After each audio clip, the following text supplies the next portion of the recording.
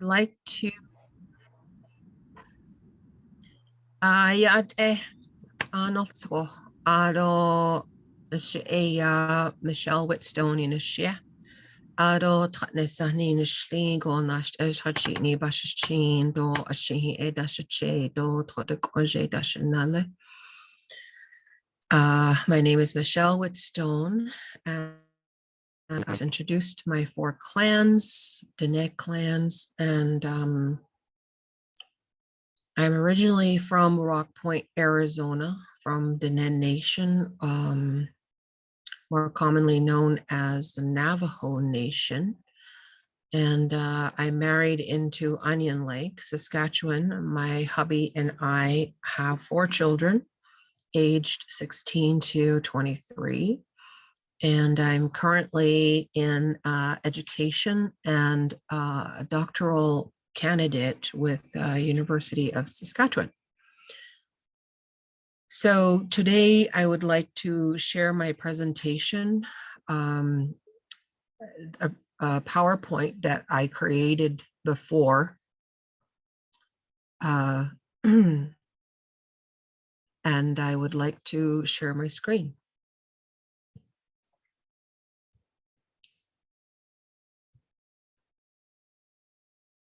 Go ahead, Michelle, you can share your screen.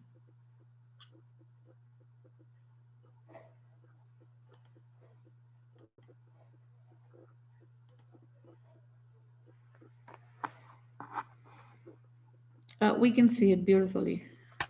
Hi. Okay, so na ye ek echo benantin ben nas or chief. So this was a presentation that I created for one of the classes that I took with University of New Mexico to reground myself in our way of understanding ways of being and coming to know. So na ye ek echo benantin means kind of like a literal translation would be disciplined thinking or disciplined teachings. And benas or chich means generations are born with. Benas or chich. So dahandiliye benatche. Achwinzen do benatche holzel go nichizad be anotish. So dahandiliye is sacred bundles, and sacred bundles are carried by highly respected people and elders and knowledge holders, knowledge sharers, traditional practitioners who are more commonly known as medicine men, medicine women, and also in our language, nahłĩ. So nahłĩ are medicine men and medicine women. And nahłĩ means the word na, because we have a polysynthetic language, na has to do with movement, therefore process. So I've come to call the philosophy of Diné ontology and epistemology as a form of indigenous process philosophy. So the foundational understanding, which is what we all share as humans, that I've come to observe, is that the family home is the root of all teachings of discipline. And the major emphasis there is Diné Bizaad be anotish do be yinishyé. I am a language advocate, And so Diné Bizaad is the Diné language. Be anotis means it is being taught with. Do is and. So it is being taught with, and be yaatye means two people talking together, or maybe there's dialogue, or maybe there's a circle of people within which the language is used. So the main point is that we want our children to survive and honor a long, healthy life. We want them to live with some teachings, using teachings as tools, so they can experience a fulfilling life. The fundamental laws of Diné philosophy provides balance and process through hojong and nayé ek. So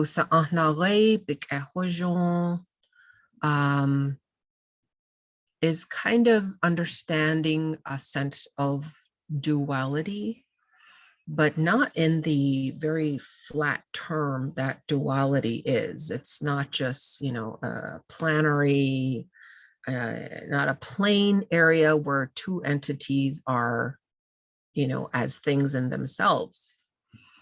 However, they are more representative of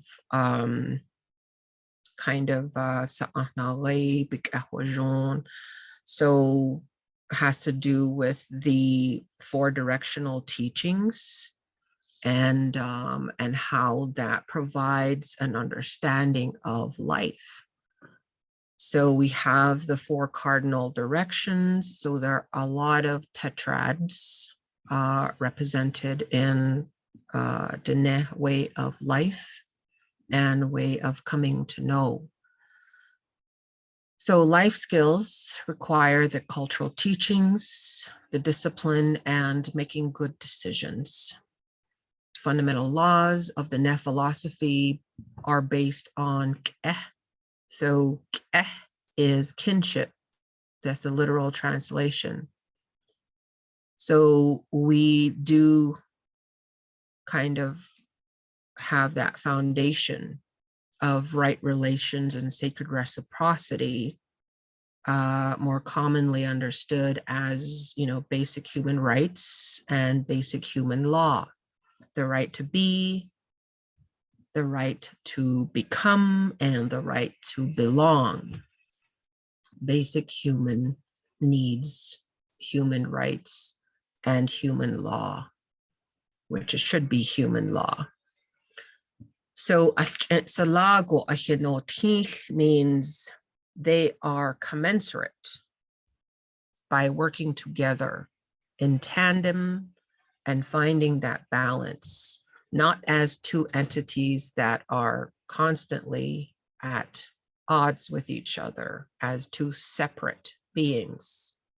So the understanding here is that colonialism teaches us this divisive nature of being. In essence, it is useful in the sciences. Take COVID, for example. We were overcome by this pandemic, and the way we came to grapple with it is by social distancing. And that was a necessary thing to do. And so in times of critical action, we did have to abide by certain scientific ways of being, and we had to separate ourselves from others and practice with the personal protection equipment that we were being provided with. So there is a place for that kind of thinking, but it shouldn't be a pervasive kind of conceptualization for everyone. It was not meant to be a standardized way of life. And if you look at nature, nature is not standardized. Sure, you have, the semblance of 4 seasons because of the way the earth moves around the sun and our heliocentric existence here, which is very cyclic, which is also very dynamic. So you have that kind of dual understanding along this continuum, if you will, which is very linear, that goes from something that's in a vacuous state or separated understanding, a way of thinking, to something that is dynamic, intertwined, working together, and the tired word, interconnected. So it doesn't stop there. There is a whole nother universe, according to Ermine, that inner universe. And so we must find that balance. So we are a sovereign nation because of these fundamental laws of Diné philosophy, Diné survivance, resilience, and resurgence in these modern times.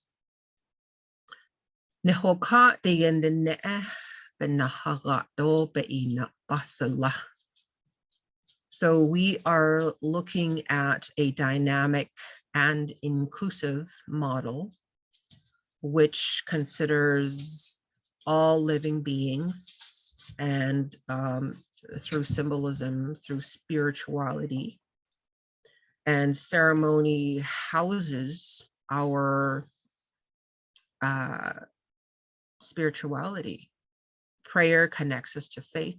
Creator is the source of our resilience. Life is ceremony. And Bray Boy explains stories are not separate from theory. They make up theory.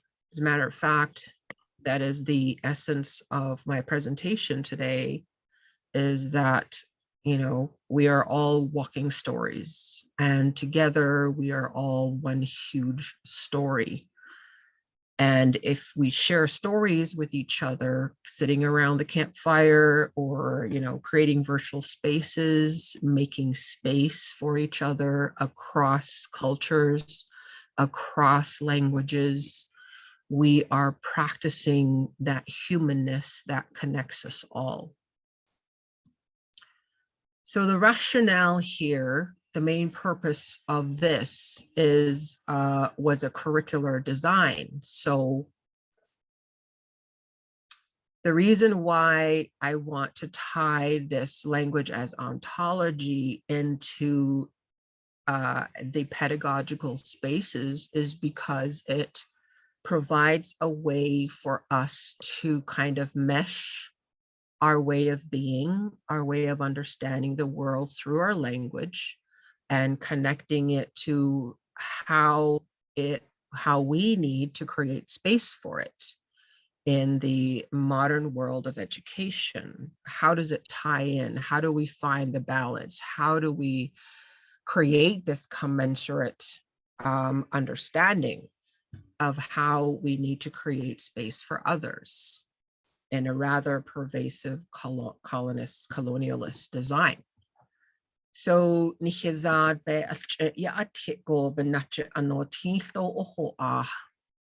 master communicative abilities that foster self-discipline.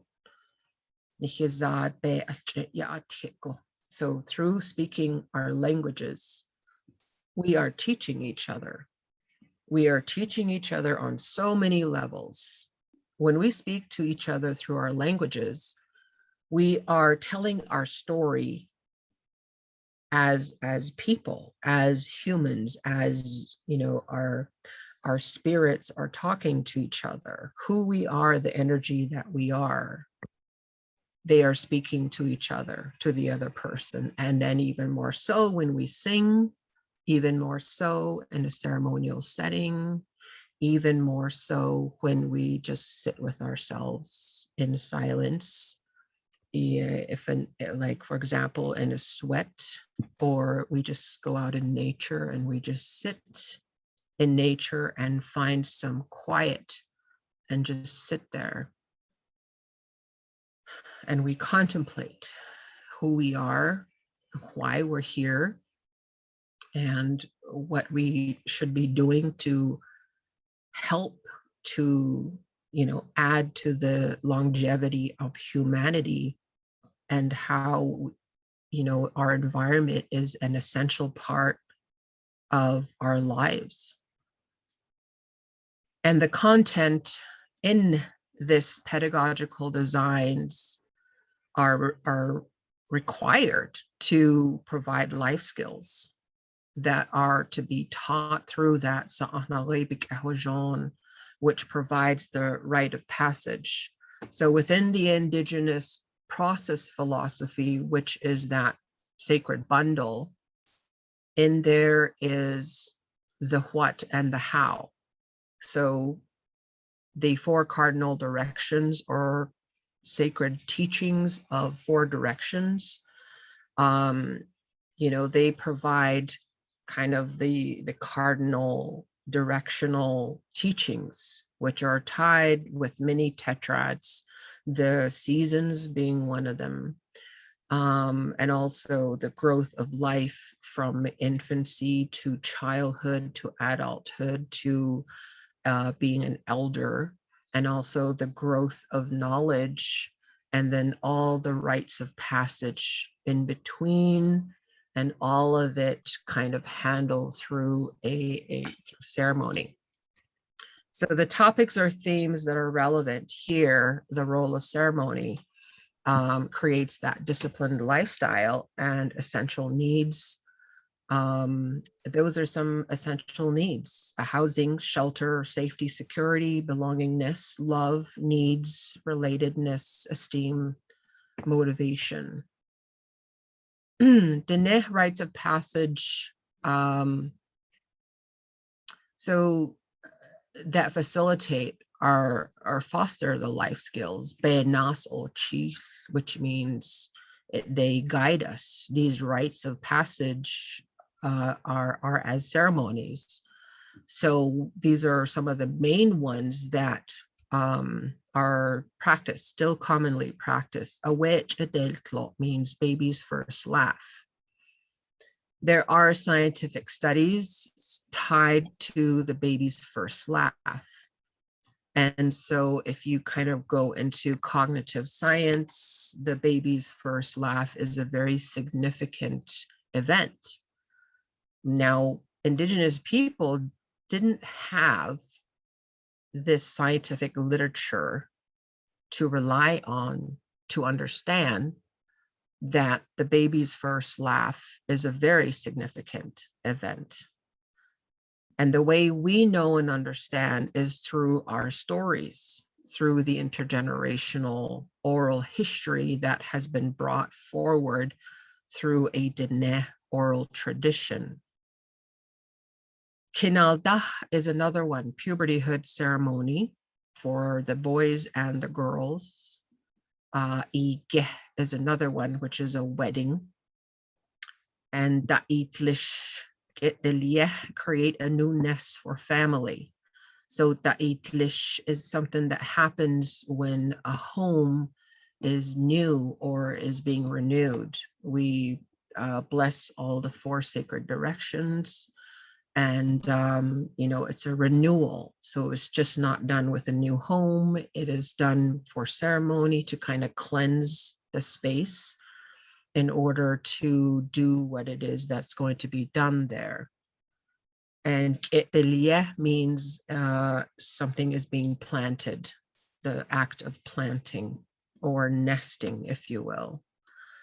So the curricular design with Sa'ahnalé Bik'ahwajon teachings in Diné Bizaad.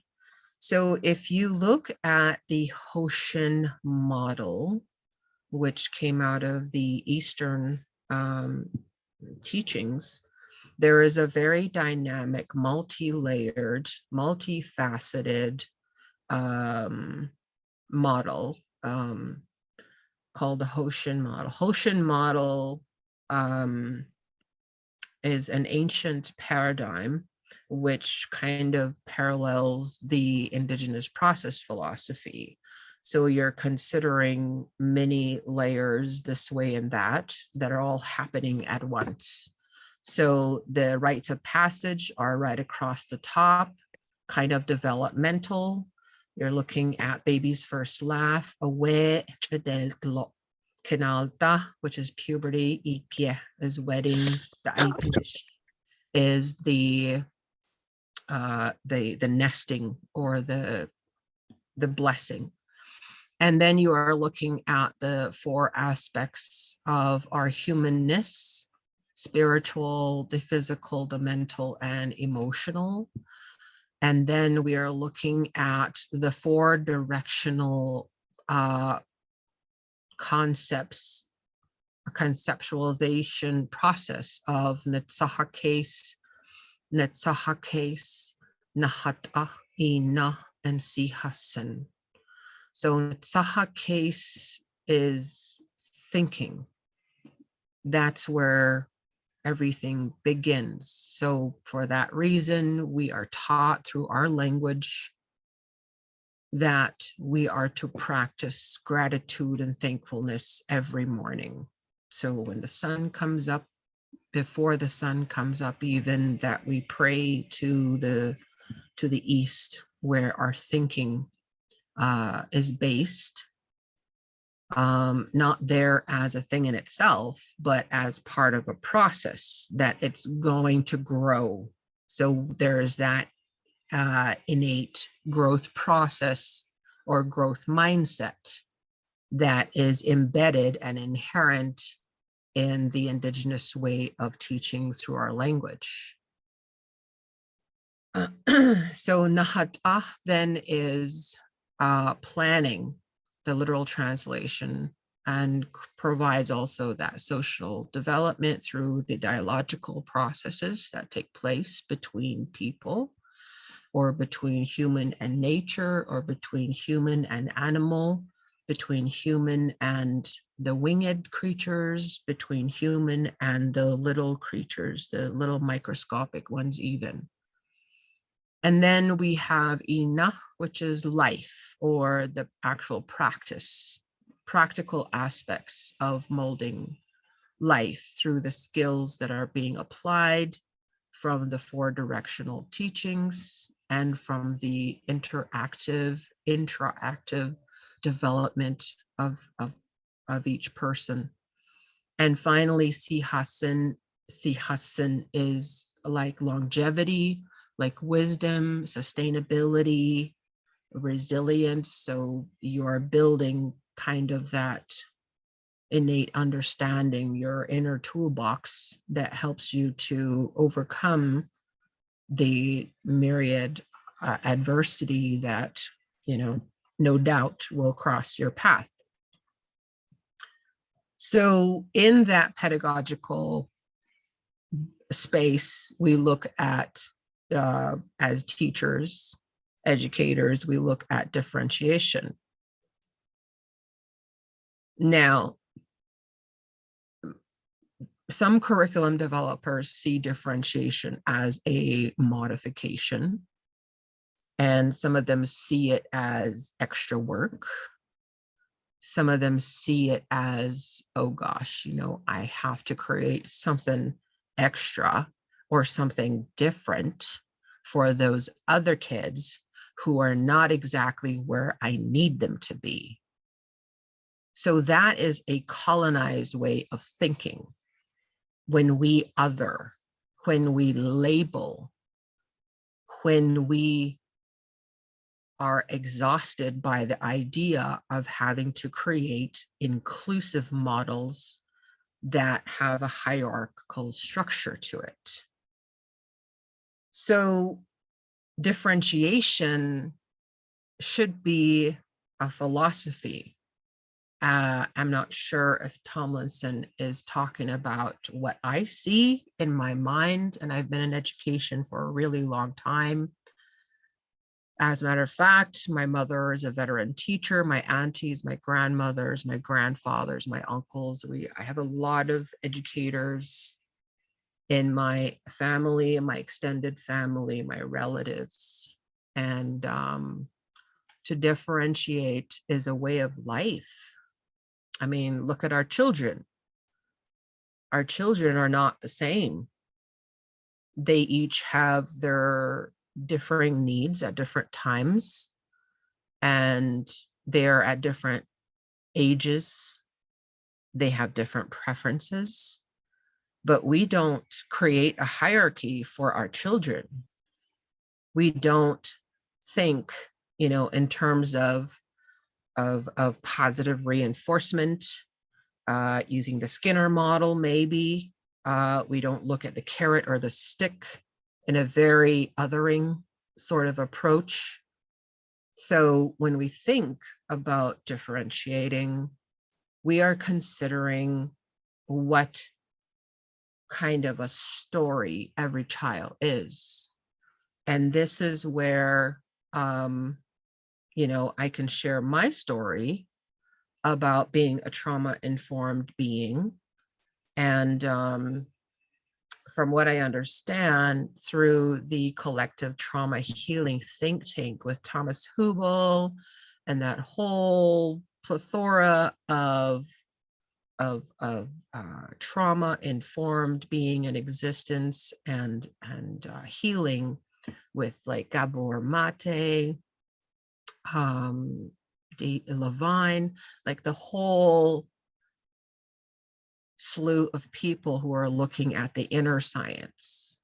How do we understand a person who's coming from a trauma-informed history? So in my case, and I really don't mind talking about it, but if it triggers somebody, please let me know. There is a critical approach to how we can talk about trauma. But as far as I've come to know, everyone is trauma informed because we all carry a traumatic history of colonization.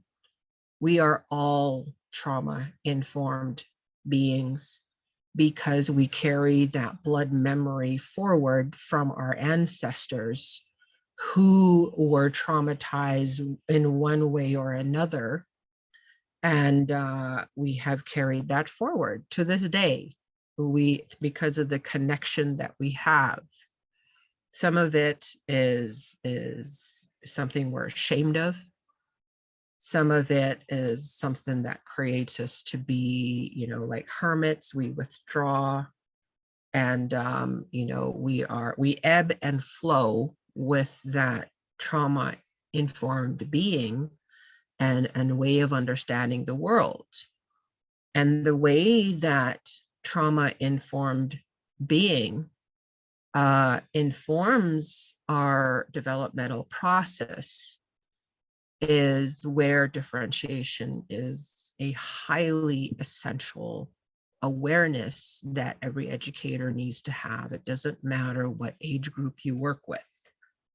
So the cognitive sciences have really delved into the overactive amygdala and the prefrontal cortex and their roles as kind of looking at a dual, again, that continuum from overactive amygdala to the prefrontal cortex and how you work with your brain, how you try to settle your mind, to meditate or some other form of calming your senses, has become a really big thing, especially since the COVID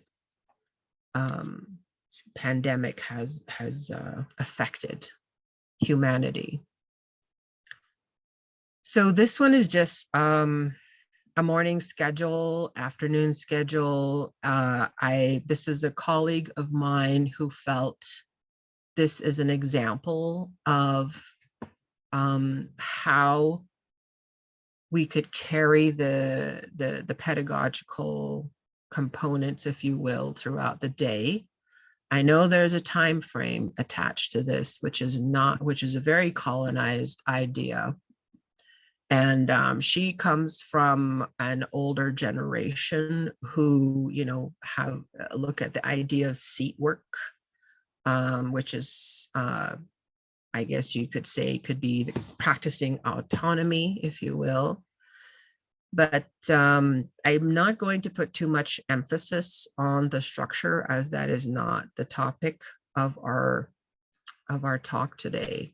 But if you really want to see this, please let our host know.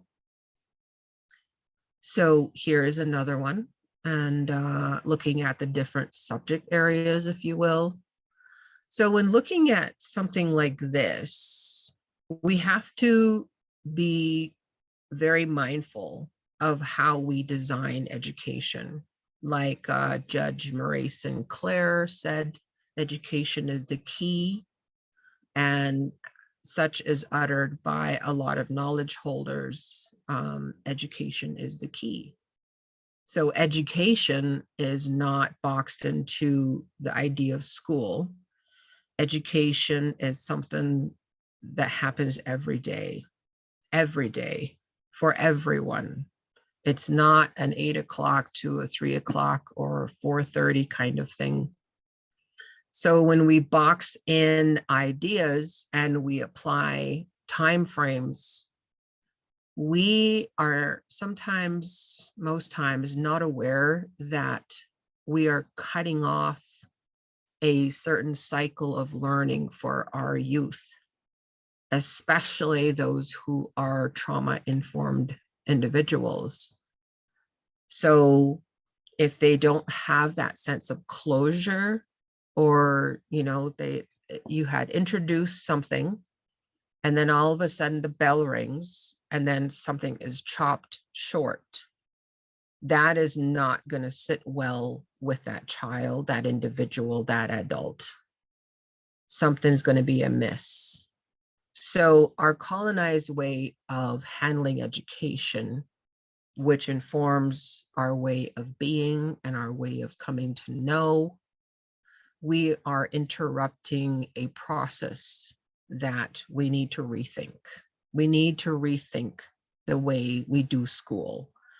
We need to come to understand how we can create fluid transitions, almost like creating the symphony in your classroom through the content that you are hoping the students pick up and create and kind of embrace it as a part of their own human toolbox, which can help them to succeed in this modern life, which unfortunately is based on money. Money makes the world go round.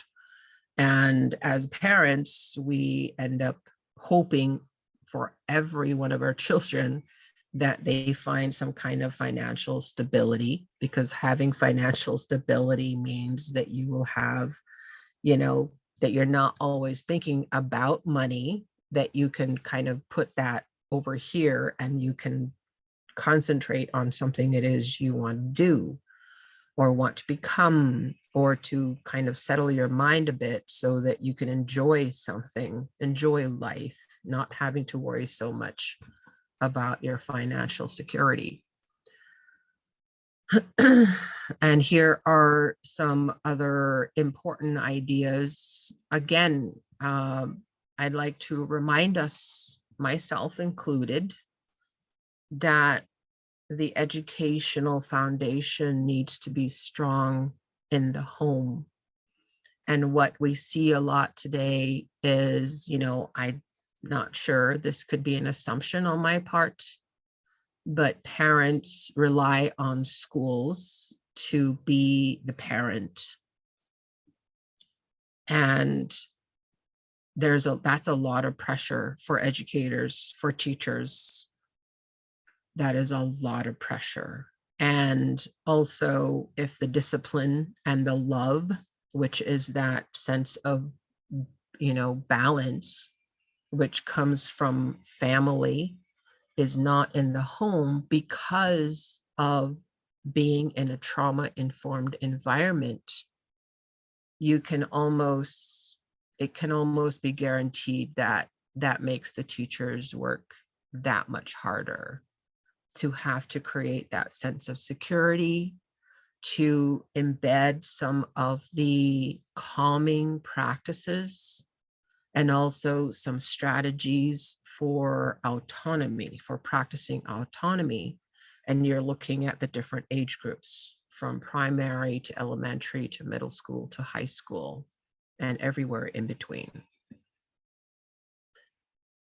So the differentiation approach to learning expert or distinguished teaching focuses on the understandings and skills of a discipline, causes students to wrestle with profound ideas, calls on students to use what they learn in important ways, helps students organize and make sense of ideas and information, and aids students in connecting the classroom with a wider world.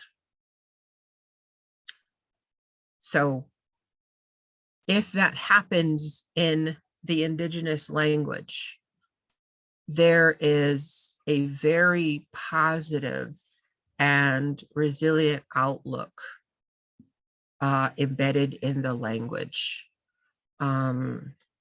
But when you speak in English and you are just speaking English to each other, it sounds very shallow. It doesn't really get at you. It's kind of like when somebody's speaking to you in English, you end up thinking, I'm going to be a selective listener. I can listen to some of this, but some of it's going to bounce off of me, and some of it's going to go in my ear and out the other. So English is, to me, it is an ontology as well. So a lot of us, all of us, have become colonized by English as a language, which informs a way of being. And English is everywhere in our environment. It has created the way we see things. It has created and continues to inform the way we see people in general, the way we see people as others, the way we see people and we think those people are like that. Those ones are kind of like that. Those ones are like that. So I'm going to avoid that group and I'm going to go to this group for whatever reason. So we have a very othering, divisive, pervasive language that we are informed by on a daily basis. And even as I'm speaking in English, I find myself, I'm very self-conscious about speaking my second language as a way to communicate. But if I were to speak in my own language, you wouldn't be able to understand most of it. But with pictures and other input models, that transitioning strategies, like as explained by Stephen Krashen's work, the input and output of language. Like if then it might be possible for people to understand what I'm talking about, but through pictures or through hand gestures, through creating topics, things like that. So our language creates kind of how we understand our environment. So when we do create places, public spaces, public services, community college, college center, chapter house, which is a local government for us, smaller, tiny semblances of government as opposed to the bigger. So a very hierarchical structure that is, that's separated and each have their own role. Senior Citizen Center, the Wellness Center, after school programs, summer classes or enrichment. Everything that we create have purposes but how well do they actually work together? So when somebody thinks of something and, oh, it's a wonderful idea, let's create something for it. So you have a whole bunch of pieces of different things, but if they're not working together and creating magic together, then they just kind of don't have as much of an emphasis on informing a way of life for the purposes of strengthening it. So when you look at this photograph here, way to the right here above the red car, there is a sign. So that is a visual cue that says welcome. And below is something written in our language through Roman orthography, which was created and introduced by the missionaries. And they're yearning to understand what we were saying, what we were thinking, how we were thinking, how we tend to do things, and the way our life and culture kind of works. So we must have been like aliens to colonizers when they first met us. We looked and appeared very dirty, wearing Mother Nature and speaking our own language. It must have been a very othering experience. But in essence, the indigenous cultures were rich with everything. There was an indigenous governance, sense of indigenous governance, a sense of understanding and practicing justice. And even the term justice doesn't do justice to what indigenous people practiced as justice. There was a very dialogical entity, a very dialogical concept embedded into everything. And the colonized kind of way of being just kind of separated everyone, and divided, we are easily conquered. So the framing dialogue to strengthen our languages also strengthens that sense of discipline through the concepts of life skills, which are taught in a more formal setting these days. The schools that we have, from your nursery all the way into tertiary education and beyond, we are constantly learning, and we are taught to understand the value of our life with the degrees that we have. And the more pins we have on our jackets, the more respected we are.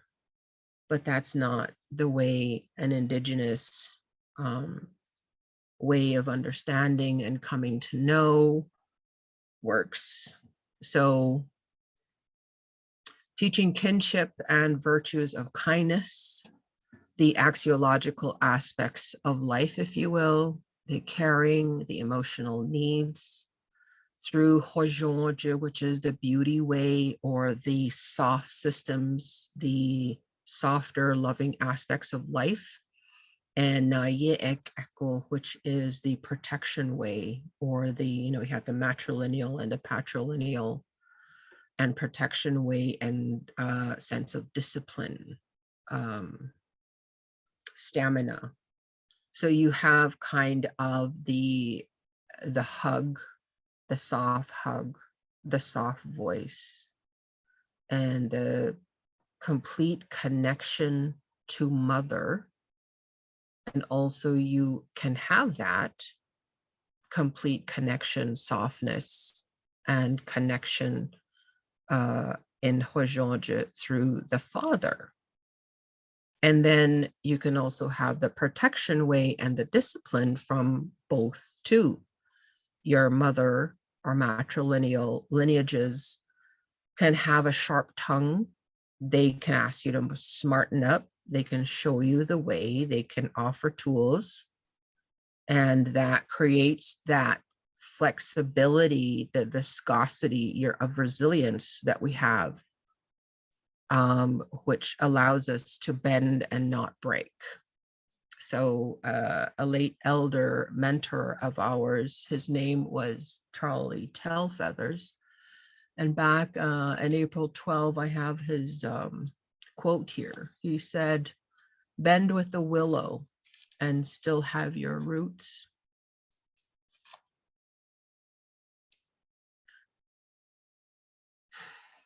I miss him. He was an uncle, an elder, a knowledge holder, and he was feared and he loved and had a very diligent way of existence, which was very much like my own grandfather and how, our grandparents were are Indigenous through their Indigenous language. My grandparents didn't go to school. And so I lived with them speaking their language, our language, the whole time. And so teaching through that reciprocity. Means they are facing each other, they are connected.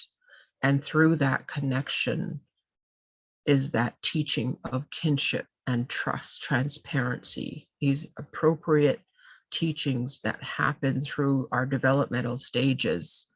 And then teaching through respect for basic human rights, again, the right to be, to become, and to belong.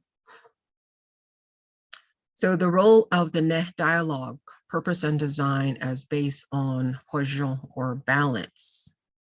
Hwajon is like happiness, beauty, wonderful things, positive things. So to teach through Diné Bizaad and Diné philosophy and kinship, that is the purpose of our existence, of my existence as a parent, as a grandmother. I am also to model thinking and learning through my language, to sustain sociocultural traditional practices that instill disciplined land-based learning through the language, to aid healthy development and healthy relationships and understanding self-identity and sexual identity through the cultural gender roles that we have. And we do have the Two-Spirit in our oral history, our oral tradition. And then looking at the design through which education happens. So we create the context. So when we create context, we are the conductor. We look at the age, the place, the skill to be learned, and the application process, the practical strategies that are needed, while at the same time considering how the sun goes across the sky.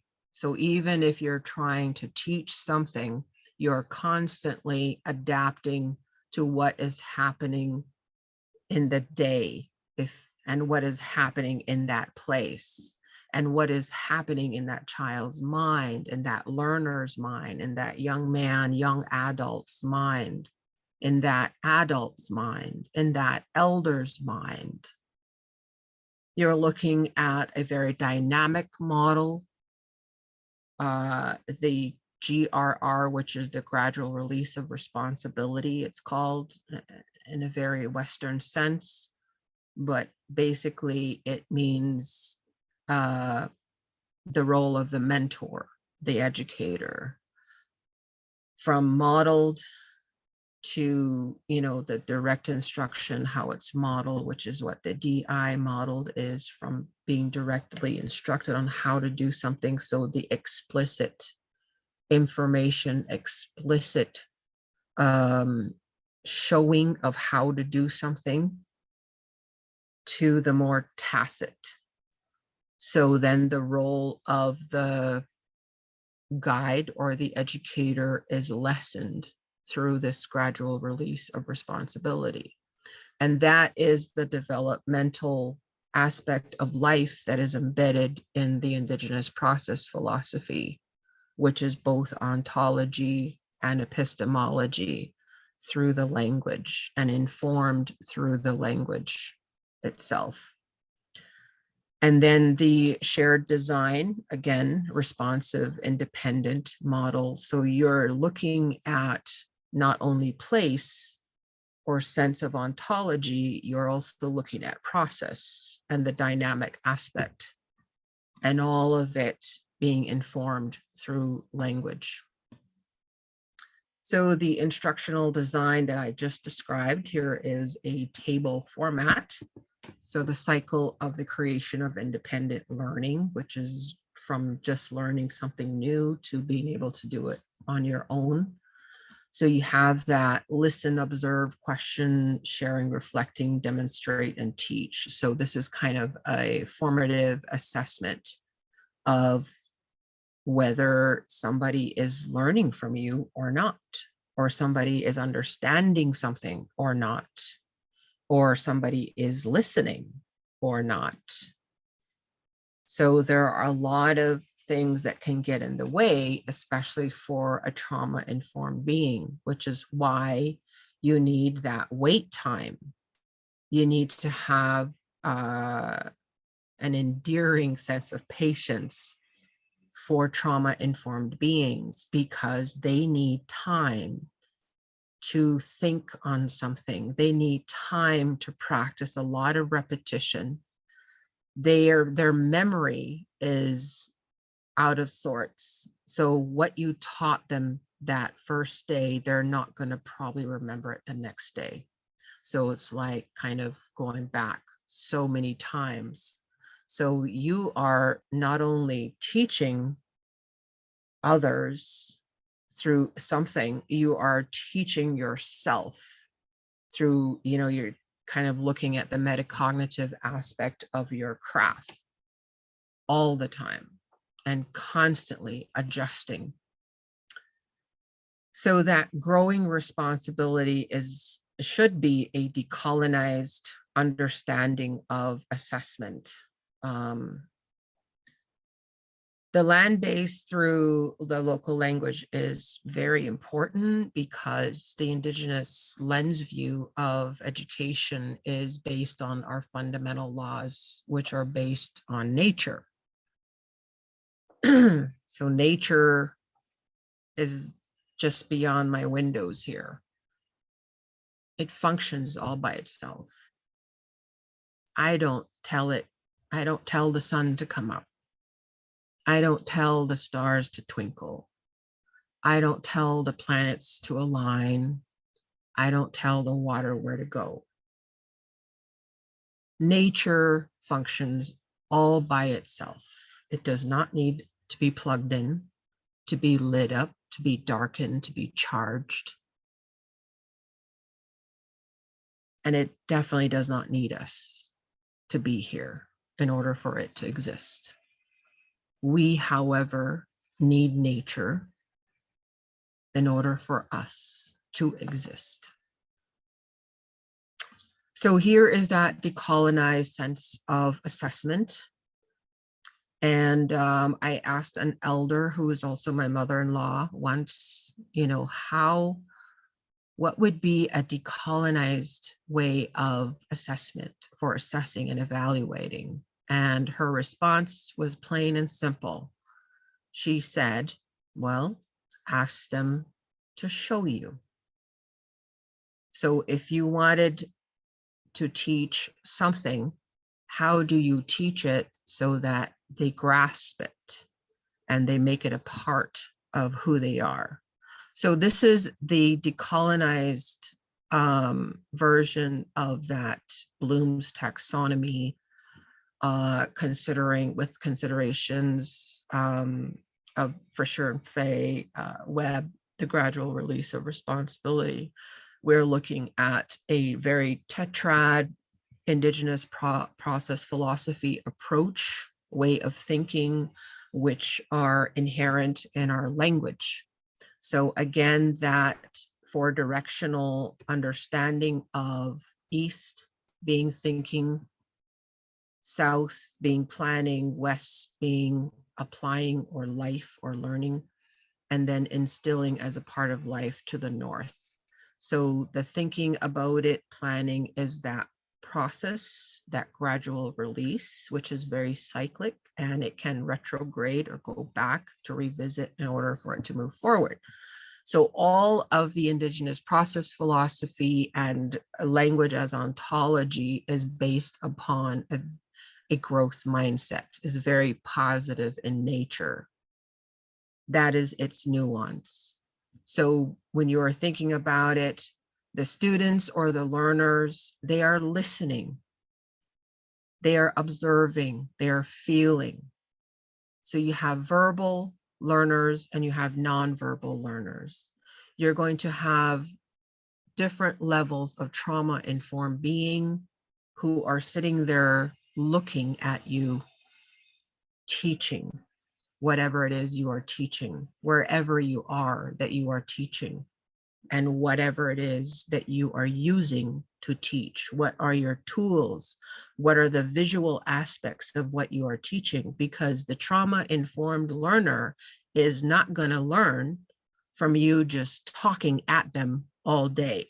That is not the way to work with trauma-informed beings. You have to have something visual. You have to have something to touch. You have to have brain breaks. You have to give them options. You have to be able to enjoy and be on a human, transparent level with them, so that there's that sense of trust, so that they can know that they can calm their bodies and their minds and quiet the chaos that is happening with an overactive amygdala far enough down that their cerebral cortex is activated, their learning brain is activated, where they can begin to hear what it is you're trying to tell them, where they begin to visualize what it is you want them to visualize, where they can move some of the content you are sharing into their longer term memory base. But if you don't have anything visual, anything tangible, you don't have strategies to help them to grasp some of these concepts, they're going to just linger in short-term memory, and then they don't need it anymore. So when you ask them, remember when we did this? Nope, they're not going to remember, nor will they care. They're looking at your hand movements, they're looking at your body language, they're barely listening to what you're saying. So educators have to really step it up a notch when working with trauma-informed individuals. How do you reach them? What do you say? How do you talk? How do you share language through language to tell them that they belong there, that they are accepted that they are acknowledged in that space? How do you include a human in that learning space and invite them in a way that they begin to trust their environment, they begin to trust that dialogical process, that they begin to trust what is happening in that space? So the sample dialogue, we're looking at the neck echo. That social grace, behavior, and expectations. So when we behave, we are most likely reacting to something. So when a child, a young adult, an adult, any person, anybody behaves a certain way, they are reacting most likely. They are behaving. And then other times they are responding. So you have that reacting and responding. So trauma-informed individuals are always reacting. They are always reacting. So they observe and look, then they react. Mostly their amygdala is on high alert all the time. And even when they sleep, they have a higher heart rate. And so being a trauma-informed being makes one very susceptible to ailments, to physical ailments, to sicknesses, to the flu. Their body is on constant high alert. Their body is constantly reacting and behaving. So maybe when they're nervous, they have to fiddle with something. They have to tap their feet. They have to tap on something. They're constantly looking around. They're constantly checking out their environment, and they have to have something in their hands or they're going to go crazy. They're going to be out of their seat. They're going to be wanting to go somewhere. They're going to be thinking about what they're going to eat. And then you have Maslow's basic human needs just kind of floating all around them. They're hungry, they're tired, they're thinking about what happened the night before, what happened a few years back, which they still have not come to terms with yet. So you are looking at behaving and, and how do you help them to then act, where they are using autonomy as a way to inform who they need to be. What is their brilliance that they're bringing to the table? What are their expectations? Not just yours as the guide and an instructor, but what are theirs? What are their expectations of themselves? What are their expectations of us? When do we get to sit and have those graceful conversations that informs the socio-emotional and the socio-cultural development of individuals that we work with? So Janetta Johns is a colleague of mine, an elder I respect, and she relates to me as her daughter, and I relate to her as my mother through our clanship system. So again, which goes back to keh, which is kinship. And this is Janetta, when I first met her at University of New Mexico through the virtual space. She was a complete stranger. But because of our clan system and, me relating to her as mom and her relating to me as child or shiyeje, there was that clasp, that innate sense of understanding of family, of the home fire, of all the teachings that comes out of the life that is embedded in these medicine bundles and the purpose of these medicine bundles and how sacred they are. So my mom here, Janetta, was talking about Naasht'ézhí, which is the basket, our Navajo wedding basket. And it is a symbol of good life.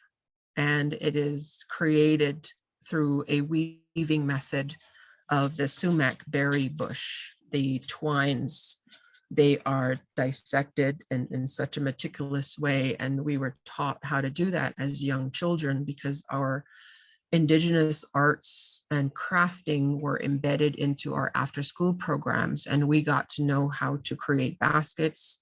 We got to know how to weave, which is what my daughter there is wearing, is a rug dress.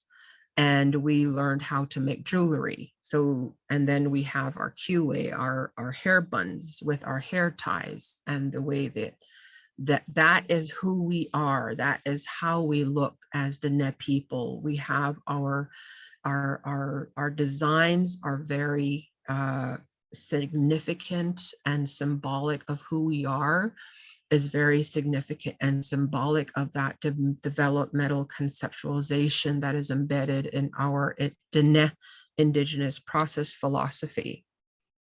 And everything that we are, everything that we wear, the way that we talk, the things that we have that are sacred regalia for us, everything symbolizes something as a part of our human story. And even the way our hair is made, even the hair tie that we use, everything is symbolic of nature because we come from nature and we go back to nature. We are nature. So that sense of ceremonialism adds and affects and informs our cognition, our human development, our environmental awareness, and our environmental mindfulness. And then the dialoguing, the sample dialogue, the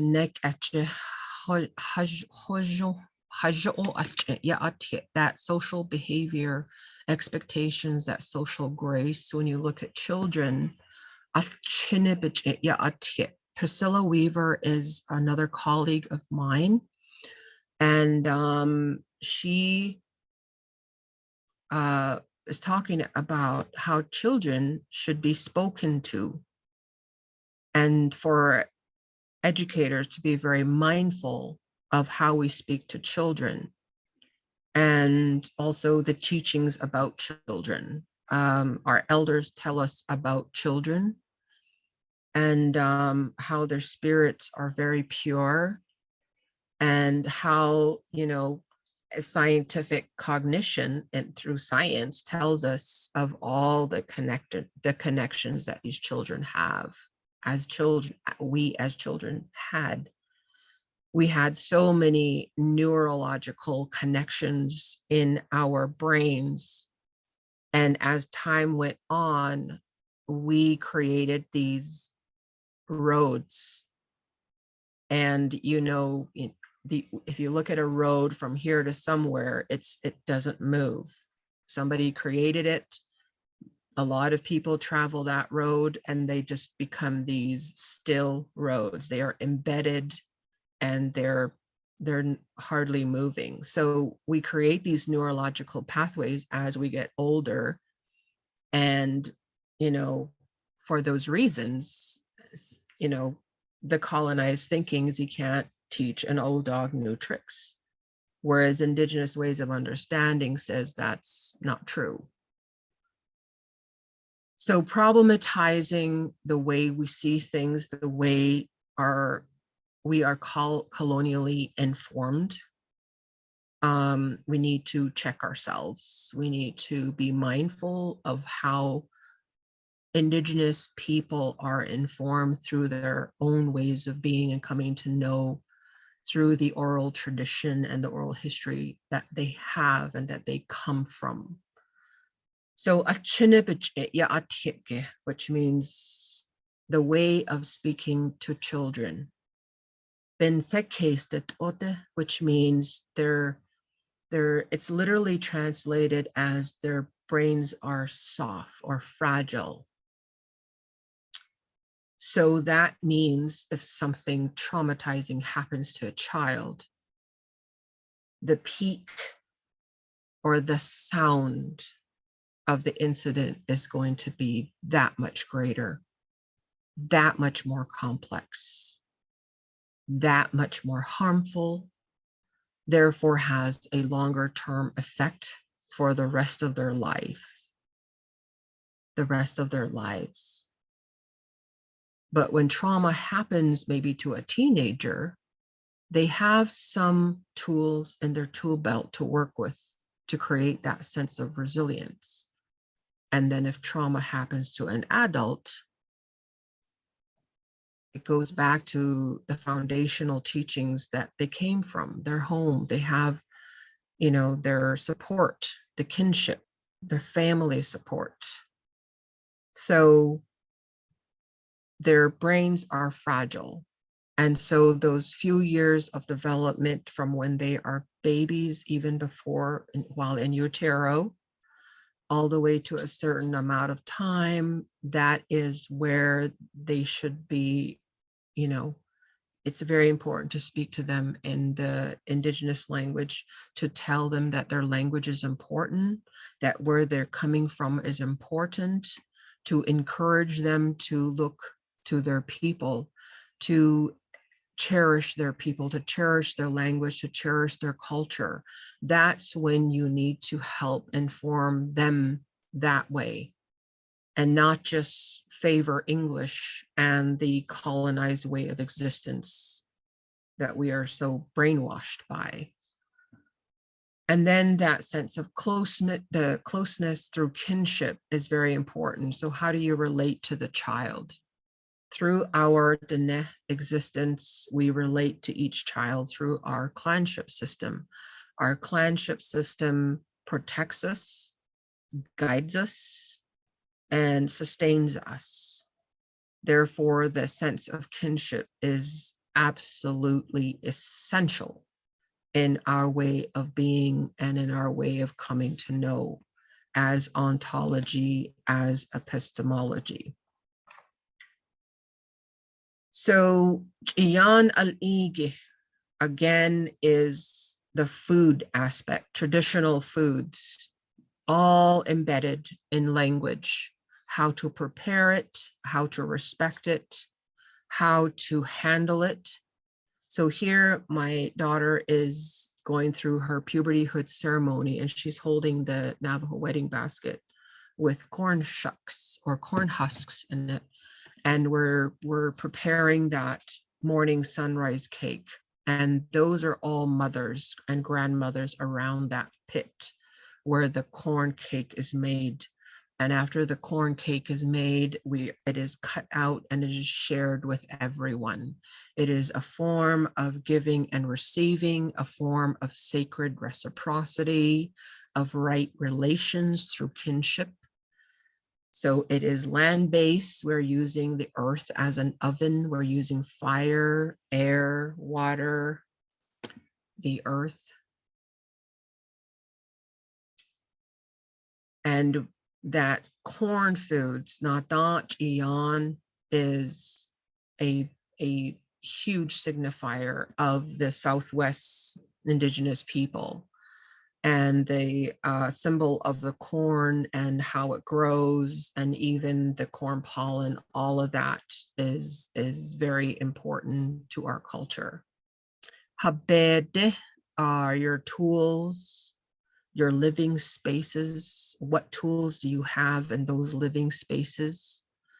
Do you have a drum? Do you have smudge? Do you have a sheepskin hide? Do you have regalia? Do you have spinning tools for rug weaving? What do you have? What do you have in your living space that informs who you are and where you're coming from? How do those tools add to the ceremonialism in your culture, surrounded by language, embedded in language? How does it inform your development and your cognition as a human being through song, through prayer, through dialogical processes? So the social grace through behavior and expectations come from all ends. So it's not just teacher looking down on students, it is the other way around too. So that sacred reciprocity works both ways.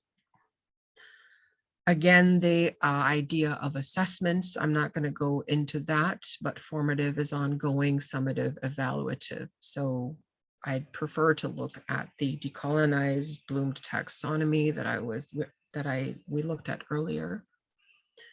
And then a Likert scale, which is a very colonized way, but it is something that we use today for the nation building aspect of our people in this day and age, because we have to answer to numbers, dollars, funding sources. We have to look at our level of volunteerism in our communities. We have to measure in order to inform the process.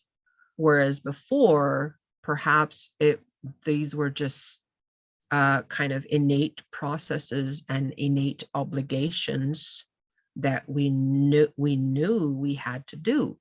But today, because we are so complacent with our colonized minds and the way that we are surrounded by convenience, that we are so happy with our conveniences that we have to be made to move. We have to always consider the carrot or the stick. Unfortunately, it's the stick, which is why the title of my PowerPoint is Through Discipline. So, and then here is a sample of an assessment that my colleague used as a way to, to inform the younger generation of how they can secure housing. So even the teachings behind such a form, which looks very list format and colonized format, can have an embedded educational counterpart, or something that is embedded in there that informs the cultural component to having a house, which is where da'itlish, which is the cleansing or the nesting, and the education is required to have a house. So not only is this a form, there is a process before this form and maybe after this form. So you don't just give youngsters a house and say, here's the key, welcome to your new house. But through an Indigenous lens view, we are looking at a nest as informed by nature. A nest is built. It didn't just appear out of nowhere. Somebody had to build it. And we have to appreciate and respect that. So if youngsters are brought up through that, being informed through their own language and the culture and the oral tradition and oral history that their language provides through Indigenous ways of being and coming to know, this form is not just going to be a form. It's going to be a piece of a process that began somewhere a long time ago and that continues on with them in their own human development and creating that space for life to happen. So applying skills in a practical manner, this was a process that that my friend used, and she was talking about how every day we all begin our day the same. We wake up, we are thankful. Throughout the day, we are active and learning. By the end of the day, we prepare for the next day. Every night, we all end our day the same. We fall asleep, and the cycle continues. So implications for the curricular document, the Indigenous advocacy for language and culture is the basis of this PowerPoint, and language as ontology is basically what it describes. And we're looking at advocacy into more legislative arenas that tend to have a bigger impact on our way of life, but there must always be right relations and sacred reciprocity embedded in every part of the process. Otherwise, you're looking at something that lacks the axiological components, which provides that sense of humanness, the human rights aspect, the critical aspects of understanding who we are, the right to be, and who we belong to, our kinship, our family, our ancestors, and the right to become, that we have this forward thinking of, have that growth mindset, that positive thinking forward. And we do have come to know that the colonialism tends to have this negated view of things, and that tendency to inform the assessment or the evaluation process through looking at the negatives, not the positives. So if everybody just kind of shifted towards that positive outlook and remembering that we can always build upon something, then that would be a better way to be in this world. And these are just sample plans. And if you want to see some that I made through our language, I'll be happy to share them.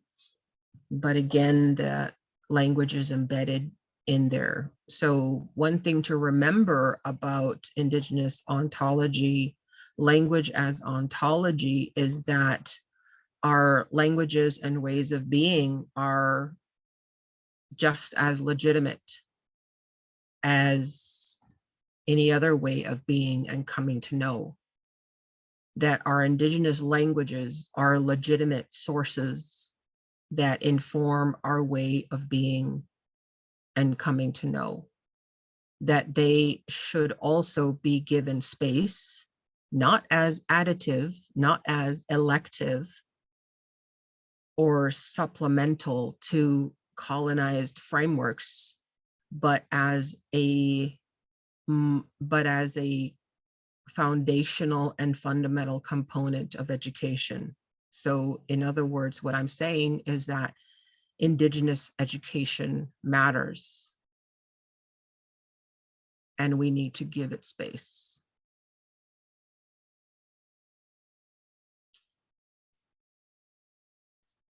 So the Indigenous education is a lifelong process, and that the language offers an education in itself, the dynamic aspects as well as the fundamental components that are used to inform both concept and conceptualization, that we are stories upon this land. And the more we work together through our languages, through our stories, the healthier our humanity can become. And we can probably improve. I mean, we are evolving, aren't we?